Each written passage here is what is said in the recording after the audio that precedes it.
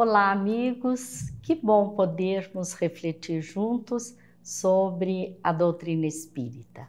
Um de seus princípios básicos é a imortalidade da alma, a continuidade da vida após a morte do corpo físico. Quais as implicações que este conhecimento traz para a nossa vida? Cristiane Sato, palestrante espírita, vai falar sobre este assunto. Depois da entrevista, vamos ver a mensagem do Momento Espírita. Olá, Cristiane, é uma alegria muito grande ter você no programa hoje. Que agradeço a oportunidade, para nós é uma alegria também muito grande estar aqui. Muito obrigada mesmo. Um dos princípios fundamentais do Espiritismo é a continuidade da vida após a morte do corpo físico. Como que nós podemos, ou como que o Espiritismo contribui para que nós tenhamos essa certeza? É interessante nos questionarmos a respeito se há algo que sobrevive ao corpo físico, se há algo em nós além deste corpo. E para a gente entender isso, a própria história do surgimento do Espiritismo nos esclarece como compreender.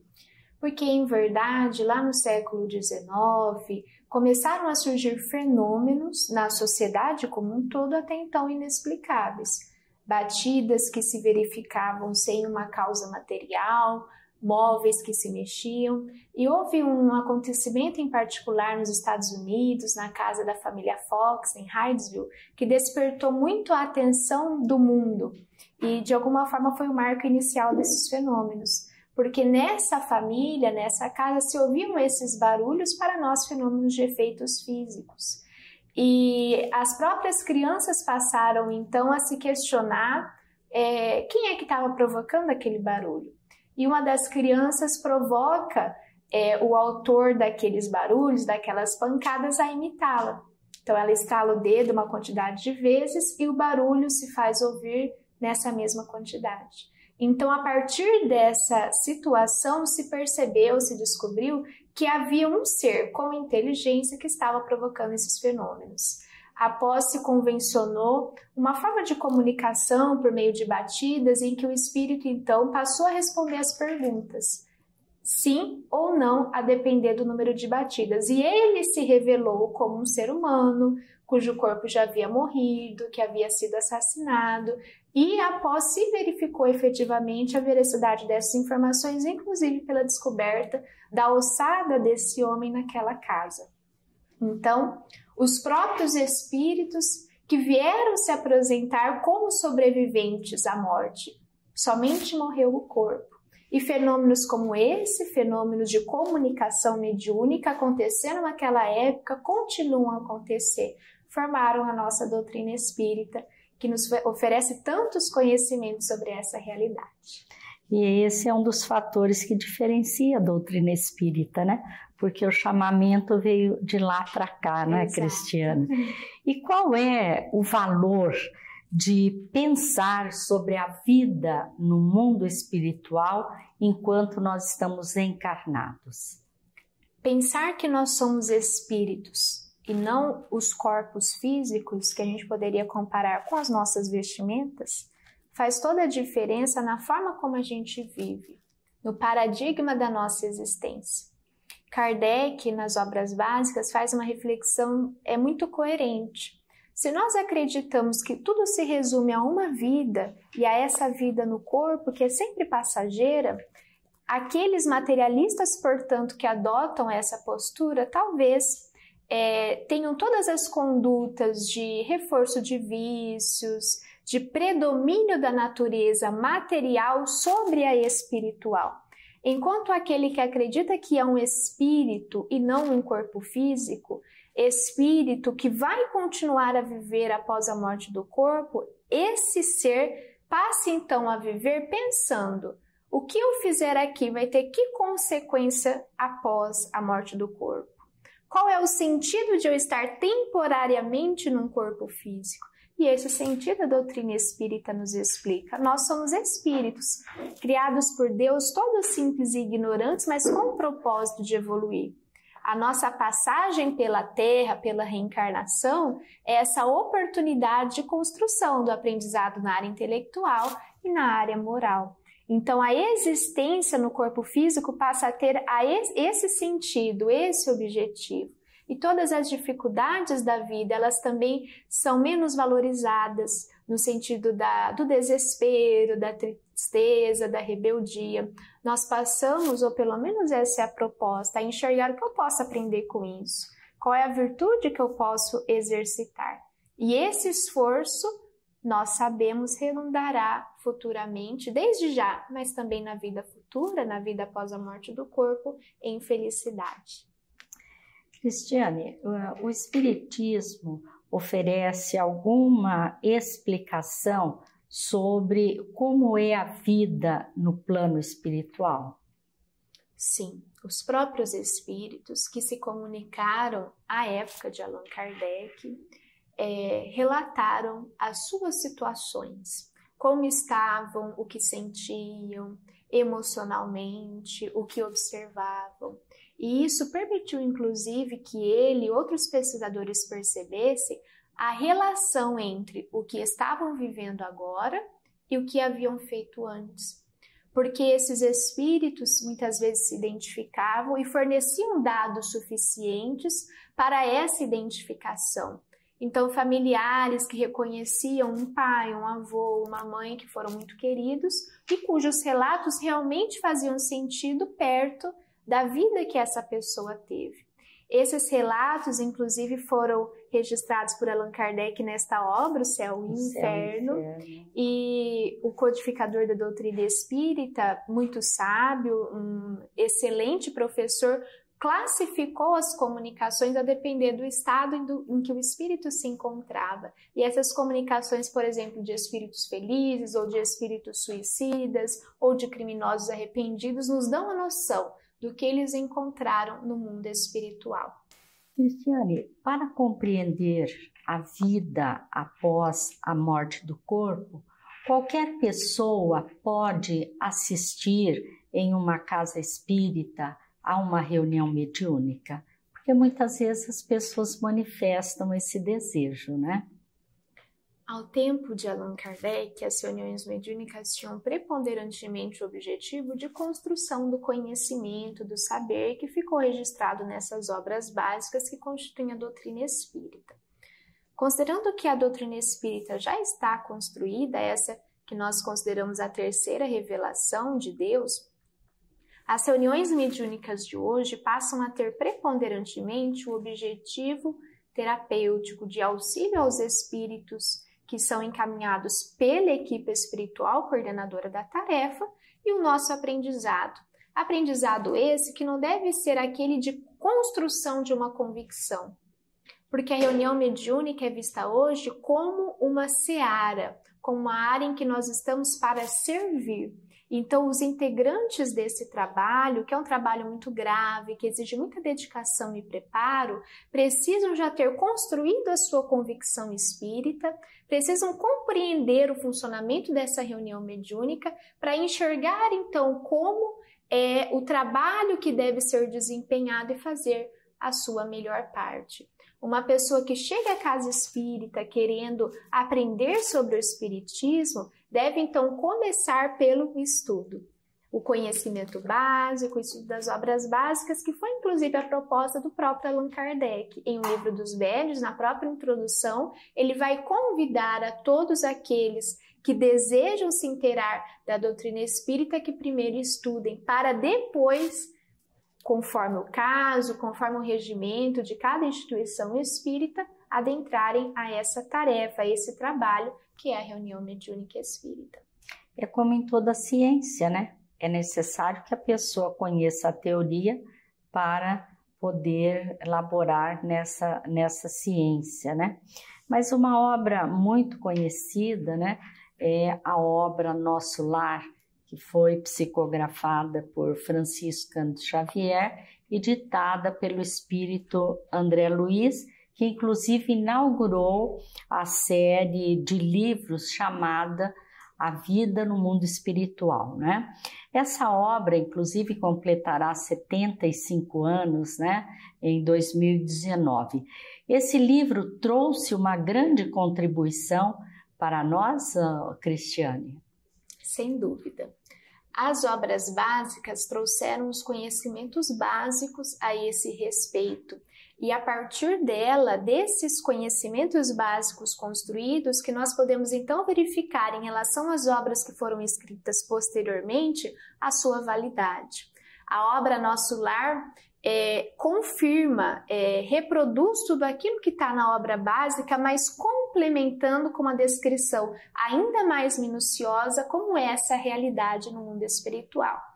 Por exemplo, a obra básica vai nos explicar que somos espíritos, que todos nós temos um corpo espiritual, que chamamos de perispírito. Quando o corpo morre, continuamos com esse corpo espiritual, com essa forma humana, portanto, e vamos habitar o mundo espiritual. O mundo espiritual é qualquer lugar onde tem espíritos. Existe uma realidade espiritual em qualquer ambiente em que estamos, mesmo nesse aqui e agora, por exemplo.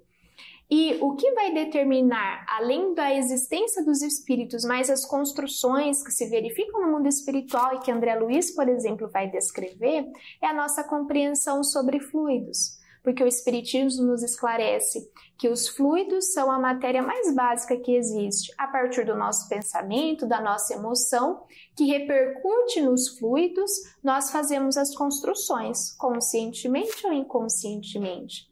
Então é assim, por exemplo, que André Luiz vai descrever uma região de muito sofrimento, denominado umbral, para onde ele naturalmente foi atraído pelas suas escolhas durante a vida no corpo.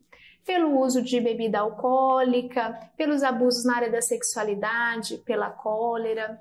Ele acabou desgastando os fluidos que ele recebeu para essa vida no corpo físico desnecessariamente, o que lhe acarretou a condição de suicida indireto. Ele, aos poucos, consumiu a energia que deveria durar mais. Então, foi atraído naturalmente a essa região que ele vai descrever como uma região muito sombria, de construções infelizes, com formas, às vezes, até animalescas. E, posteriormente, quando faz uma prece sentida, esses pensamentos alcançam a Deus, aos bons espíritos, que vão auxiliá-lo quando ele já havia desgastado todos esses fluidos após um período de 8 anos, conforme ele descreve, e vai habitar uma nova região, Nosso Lar, que é uma cidade espiritual com organização, com trabalho ativa, porque nós, espíritos, somos criados para atender a lei do trabalho. E se nós trabalhamos hoje no mundo material, por que no mundo espiritual ficaríamos sem nada a fazer? E ele vai descrever então como funciona essa cidade, as atividades que cabem a cada qual. Ele, por exemplo, que havia sido um médico, até pelo que sabemos competente na sua área, ao adentrar o Nosso Lar, essa cidade espiritual, vai descobrir que não tinha condição de ser um médico nesta cidade. Porque um médico verdadeiro ali para atender as necessidades dos recém-desencarnados não poderia ser alguém somente com saber, mas também com construções morais. Então ele vai começar limpando os pacientes, um trabalho ao qual ele não estava habituado, mas que lhe ensinou humildade. É uma forma, né, de despertar a humildade no espírito, né? Sim. Porque ele se depara com a realidade, isso é muito importante após a morte do corpo, né, Cristiane? Porque muitos vivem iludidos com as questões da matéria. Uma outra questão que faz com que as pessoas tenham um sofrimento bastante intenso é a desencarnação de um ente querido, ou também muitas pessoas têm medo da morte, né? E o que o Espiritismo nos orienta para que façamos nesse sentido, para evitar essa situação? Uma das causas do temor da morte, conforme nos explicam as obras básicas, pode ser inclusive o nosso desconhecimento. Então, muitas vezes nós temos medo daquilo que não sabemos. Como será? Como é essa vida? O conhecimento, portanto, o estudo, o aprendizado a esse respeito do que eu vou encontrar, vai diminuindo esse temor, porque então saberemos que encontraremos aquilo que construímos. Por outro lado, uma outra questão a se considerar é que talvez o nosso temor se deva à nossa consciência intranquila, a nossa consciência de culpa, porque no fundo sabemos que talvez não estejamos fazendo aquilo que deveríamos e que no mundo espiritual encontraremos a situação que merecemos a partir dessas escolhas. Então vale muito a pena, a partir da convicção de que essa vida existe, de que somos espíritos, que o corpo é passageiro, vai perecer, esse esforço de agir conforme essa ideia e fazer desde já essas melhores escolhas, o que vai nos deixando em paz de consciência e cada vez com menos receio desse momento de desprendimento, que pode ser um outro temor. O medo de estar distante das pessoas queridas é também uma oportunidade de construção do desapego, e daí nós entramos na outra questão.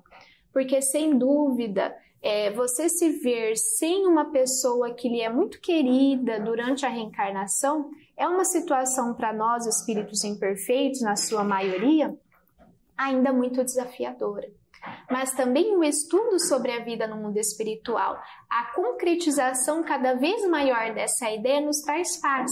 Saber, portanto, que essa pessoa que nós amamos continua a existir, que está em algum ambiente, que pode eventualmente nos visitar quando for permitido, como o próprio André Luiz chega a visitar a sua família quando estava preparado para, e também, por que não, os reencontros que podem se dar durante o sono do corpo físico, também conforme a permissão de Deus, saber que os nossos pensamentos chegam até esses amores, e daí a importância de nós refletirmos e fazermos o esforço para conter os pensamentos de desespero, porque também há uma história muito interessante em nosso lar de um paciente recém-desencarnado, salvo engano, Ribeiro, cujos familiares estavam tão revoltados com a situação, tão desesperados, que essa carga emocional alcançava esse irmão por meio dos fluidos e o perturbava, porque ele queria voltar, mas agora ele estava numa nova realidade.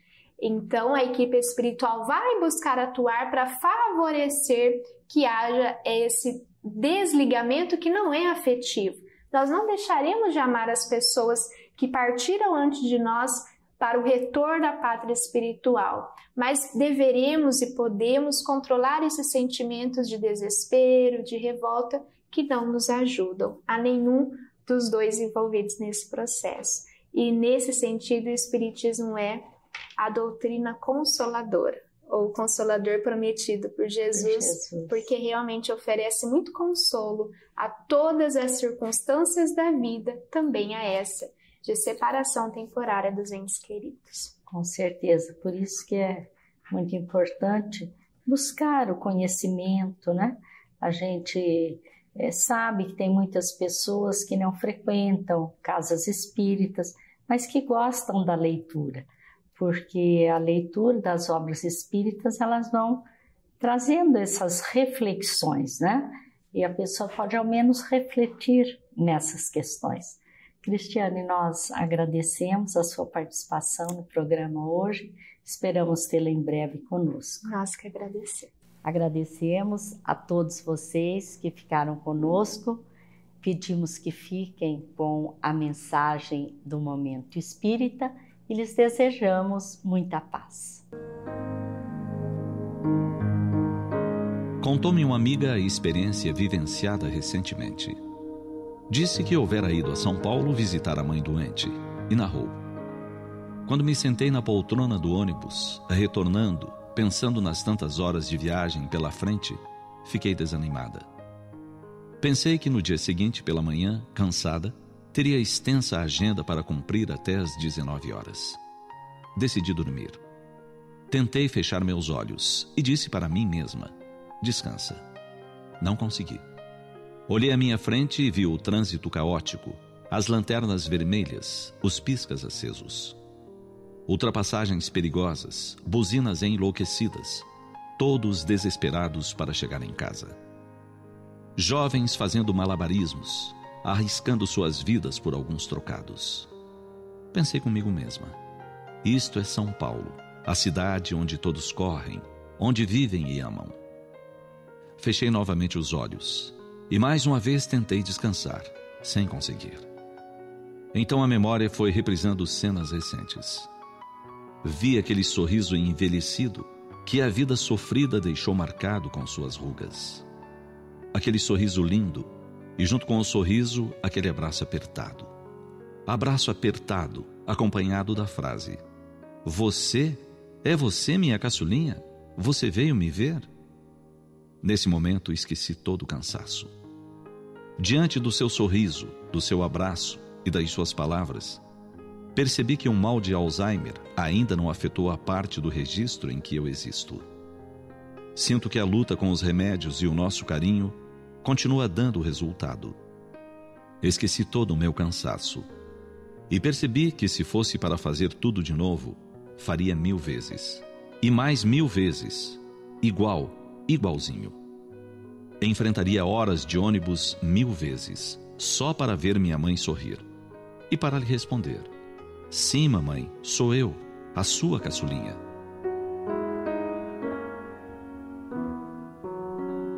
O amor, sendo o sentimento por excelência, faz sua morada no eu imortal. É espiritual, por isso mesmo, imperecível. O amor que une almas afins não mede sacrifícios, não se deixa turvar pelos desafios da vida física. O amor filial, revestido de carinho, atenção, dedicação, faz o coração materno bater mais forte. Pode fazer lembranças queridas desabrocharem e perfumar almas saudosas, sequiosas de um toque, de uma palavra, de um gesto. O amor materno, tido como o mais puro e sagrado amor concebido na terra, merece toda a nossa gratidão, nossa reverência, nossos sacrifícios. Amar verdadeiramente é ventura vivenciada por corações que sabem planar além das amarras materiais. Corresponder ao amor que nos é dedicado é vibrar na mesma faixa de intenções, é sintonizar na mesma onda vibratória. Quando as almas sintonizam, os corações batem uníssonos. Nem os Alzheimers da vida impedem que se reconheçam.